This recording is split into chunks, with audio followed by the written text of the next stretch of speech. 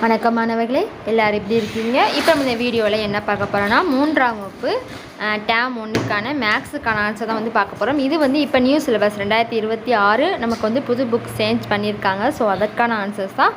நம்ம சேனலை சப்ஸ்கிரைப் பண்ணிக்கோங்க, அப்படி உங்கள் ஃப்ரெண்ட்ஸ்க்கும் ஷேர் பண்ணிக்கோங்க. உங்களுக்கு வேறு ஏதாவது பாடத்துக்கு ஆன்சர் வேணும்னா நீங்கள் கீழே கமெண்ட் பண்ணுங்கள். நான் நெக்ஸ்ட் வீடியோவில் அதுக்கான ஆன்சர்ஸ் அப்லோட் பண்ணுறேன். இப்போ நம்ம இந்த ஃபஸ்ட்டு பாடத்துக்கான ஆன்சர்ஸ் பார்க்கலாம். பாடம் பாருங்கள், வண்ண வண்ண பூக்கள் கொடுத்துருக்காங்க. இப்போ நம்ம இதற்கான ஆன்சர்ஸ் பார்க்கலாம். பாருங்கள், பேஜ் நம்பர் நமக்கு எத்தனாம் பக்கம்னா முதல் பேஜ்க்கு தான். நமக்கு ஃபஸ்ட்டு என்ன கொடுத்துருக்காங்கன்னா, எல்லோரும் எங்கே போகிறாங்கன்னா பூங்காவுக்கு போகிறாங்க. பூங்காவுக்கு போகிற நேரத்தில் நமக்கு என்ன கொடுத்துருக்காங்கன்னா நுழைவு கட்டணங்கள் எல்லாமே கொடுத்துருக்காங்க. ஸோ அதுலேருந்து நமக்கு கொஸ்டின் கேட்டிருக்காங்க. இப்போ நம்ம ஆன்சர்ஸ் பார்க்கலாம். படத்தில் உள்ள குழந்தைகளின் எண்ணிக்கை மொத்தம் இதில் இந்த படம் கொடுத்துருக்காங்களா, அதில் எத்தனை குழந்தைகள் இருக்காங்க? 1 2 3 4 மொத்தம் எத்தனை குழந்தைகள் இருக்காங்க? 4 குழந்தைகள் இருக்காங்க. ஸோ 4ன்னு போட்டுக்கோங்க.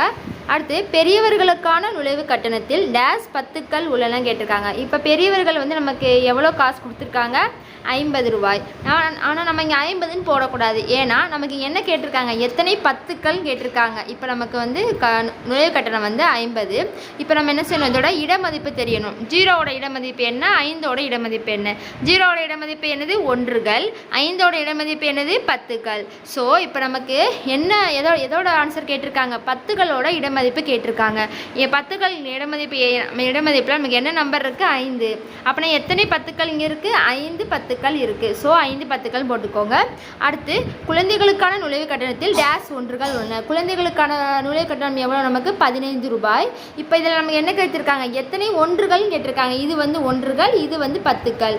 சரியா?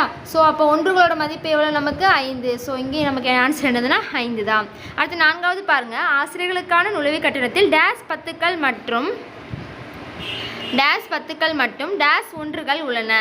ஆசிரியர்களுக்கான நுழைவு கட்டணம் நமக்கு எவ்வளோ? 35 ரூபாய். சரியா? ஆசிரியர்களுக்கான நுழைவு கட்டணம் நமக்கு 35 ரூபாய். இதில் என்ன கேட்டிருக்காங்க? நமக்கு எத்தனை 10கள் மற்றும் எத்தனை 1கள். இது 1களோட மதிப்பு, இது 10களோட மதிப்பு. அப்புறம் நமக்கு எத்தனை 10கள் எத்தனை 10கள் கேட்டிருக்காங்க. அப்புறம் எத்தனை 10கள் இருக்குது? 3 10கள் உள்ளன. எத்தனை 1கள் இருக்குது? 5 1கள். ஸோ ஃபஸ்ட் டேஸில் 3 போட்டுக்கோங்க, செகண்ட் டேஸில் 5 போட்டுக்கோங்க. நெக்ஸ்ட்டு பாருங்கள், 5வது பள்ளி மாணவர்களுக்கான நுழைவு கட்டணத்தில் டேஸ் 10கள் மற்றும் டேஸ் 1கள் உள்ளன. பள்ளி மாணவர்களுக்கான நுழைவு கட்டணம் நமக்கு எத்தனை ரூபானா? 10 ரூபா. இதில் எத்தனை 10கள் மற்றும் எத்தனை 1கள் உள்ளனன்னு கேட்டிருக்காங்க. எத்தனை 10கள் இருக்குது? ஒரு 10கள் இருக்குது. எத்தனை 1கள் இருக்குது? 0 1கள் இருக்குது. ஸோ அடுத்த 6வது பாருங்கள், குழந்தைகளுக்கான நுழைவு கட்டணத்தில் 1ன் இடமதிப்பு கேட்டிருக்காங்க. குழந்தைகளுக்கான நுழைவு கட்டணம் நமக்கு எவ்வளோ கொடுத்துருக்காங்க பாருங்கள்? 15 ரூபாய். இதில் 15ல் என்ன கேட்டிருக்காங்கன்னா, இந்த 15ல் நமக்கு இந்த 1ஓட இடமதிப்பு கேட்டிருக்காங்க. 1ஓட இடமதிப்பு என்னது? நமக்கு 10கள். ஸோ நம்ம இங்கே என்ன போடணும்? 1ஓட இடமதிப்பு 10கள்னு சொல்லி எழுதிக்கோங்க. 1ஓட இடமதிப்பு 10கள். அடுத்து பாருங்கள், 7வது புகைப்பட கருவிக்கான கட்டணத்தில் 9ன் இடமதிப்பு. புகைப்பட கருவியோட மதிப்பு அதோட கட்டணம் 90 ரூபாய். அதில் நமக்கு என்ன கேட்டிருக்காங்கன்னா, நமக்கு 90 ரூபாய். 90ல் என்ன கேட்டிருக்காங்க? 9ஓட இடமதிப்பு கேட்டிருக்காங்க. 9ஓட இடமதிப்பு நமக்கு என்னது? 10கள் தானே அது. ஸோ என்ன எழுதிக்கோங்க? 10கள் சொல்லி எழுதிக்கோங்க. நெக்ஸ்ட்டு பாருங்கள், 8வது குழந்தைகளுக்கான நுழைவு கட்டணத்தை டேஸ் +5 எனவும் எழுதலாம். நமக்கு குழந்தைகளுக்கான நுழைவு கட்டணம் எவ்வளோ? 15 ரூபாய். ஸோ இந்த 15 நமக்கு அவங்க எப்படி எழுதியிருக்காங்க? டேஸ் +5 எனவும் எழுதலாம். எந்த நம்பரோட 5 கூட்டினா நமக்கு 15 கிடைக்கும்? 10 கூட்டினா. ஸோ இங்கே நம்ம என்ன பண்ணோம்? 10 + 5 15 வந்துருச்சா? அப்போ இதுதான் ஆன்சர். எழுதிக்கோங்க, 15 போட்டுக்கோங்க. அடுத்து பாருங்கள், நமக்கு என்ன கொடுத்துருக்காங்கன்னா, நமக்கு பூக்கள் கொடுத்துருக்காங்க. கொடுத்து அதுலேருந்து கொஸ்டின்ஸ் கேட்டிருக்காங்க. என்னென்ன பூக்கள்லாம் கொடுத்துருக்காங்க பாருங்கள்? சிகப்பு பூக்கள், அடுத்து மஞ்சள் பூக்கள், ஊதா பூக்கள். முதல்ல என்ன செய்யணும்? இதில் இருக்க பூக்கள் எல்லாமே எத்தனை சொல்லி எண்ணி எழுதணும். ஸோ முதல்ல எழுதிக்கோங்க எத்தனை எண்ணி.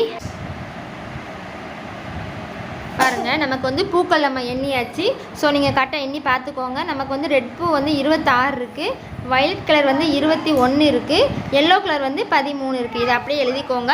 இதிலேருந்து நம்ம என்ன செய்ய போகிறோம்? கீழே இருக்கிற கொஸ்டினுக்குலாம் ஆன்சர் பார்க்க போகிறோம். முதல் பாருங்கள், பூக்களின் எண்ணிக்கையில் டேஸ் 10கள் மற்றும் டேஸ் 1கள் உள்ளன. அதாவது என்ன பூக்கள் நமக்குன்னா, நமக்கு இந்த ஊதா நிற பூ கேட்டிருக்காங்க. ஊதா நிற பூவில் எத்தனை 10கள் எத்தனை 1கள் இருக்குது?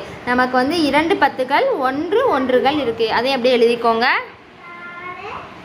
அடுத்து பாருங்கள், மூணாவது, பூக்களின் எண்ணிக்கையிலிருந்து எண்களை முன்னோக்கி எழுதுக. எந்த பூக்கள்னால் நமக்கு வந்து சிவப்பு நிற பூக்கள். சிவப்பு நிற பூக்கள் நமக்கு வந்து 26. ஸோ நம்ம என்ன செய்யணும், 26 போட்டுக்கோங்க. அதை எப்படி எழுதணும்னா முன்னோக்கி எழுதணும். 26 அடுத்து என்னது, 27, 28, 29, 30, 31, 32, 33, 34, 35, 36 வரைக்கும் இருக்குது. ஸோ 36 வரைக்கும் எழுதிக்கோங்க. அடுத்து நமக்கு என்ன பூ கொடுத்துருக்காங்க, எல்லோ கலர் பூ. எல்லோ கலர் பூ நமக்கு எத்தனை, 13. அந்த 13 எண்ணிக்கையிலேருந்து பின்னோக்கி எழுத சொல்லியிருக்காங்க. அப்போ 13க்கு முன்னாடி நம்பர் என்னது, 12, 11, 10, 9, 8, 7, 6, 5, 4, 3. ஸோ அப்படி எழுதிக்கோங்க. அடுத்து பாருங்கள், ஐந்தாவது, சிவப்பு பூக்களின் எண்ணிக்கை எத்தனை நமக்கு, 26. அதன் முந்தைய எண் 26க்கு முந்தைய எண் என்னது நமக்கு 25. ஸோ அதில் 25 போட்டுக்கோங்க. மற்றும் அதுக்கு அடுத்த எண் 26க்கு அடுத்த எண் என்னது நமக்கு 27. அவ்வளோதான், ரொம்ப ரொம்ப ஈஸி தான். அடுத்து ஆறாவது பாருங்கள், 20 விட அதிக எண்ணிக்கையில் உள்ள பூக்களை வட்டமிடுக. 20க்கு மேலே என்னென்ன பூலாம் நமக்கு இருக்குது, சிவப்பு நிற பூ இருக்குது, அடுத்து வந்து ஊதா நிற பூ இருக்குது. அவ்வளோதான். அது 7th, மிகப்பெரிய எண்ணிக்கையில் உள்ள பூவை வட்டமிடுக. எந்த பூ வந்து நமக்கு அதிகமாக இருக்குன்னா நமக்கு சிவப்பு நிற பூ. ஸோ அதை நம்ம என்ன செய்யணும், வட்டம் போடணும். அடுத்து பாருங்கள், மிக சிறிய எண்ணிக்கையில் உள்ள பூ கேட்டிருக்காங்க. மிக சிறிய எண்ணிக்கையில் எந்த பூ இருக்குது நமக்கு, எல்லோ கலர் பூ தான். ஏன்னா அதுதான் நமக்கு எவ்வளோ இருக்குது, 13. இருக்கையில் அதுதான் வந்து கம்மி. ஸோ அதை நம்ம வந்து வட்டம் போடிட்டோம். அவ்வளோதான். இப்போ நம்ம அதுக்கடுத்து வந்து இந்த பாடத்துக்கான ஆன்சரை நம்ம அடுத்த வீடியோவில் பார்க்கலாம். தேங்க்யூ.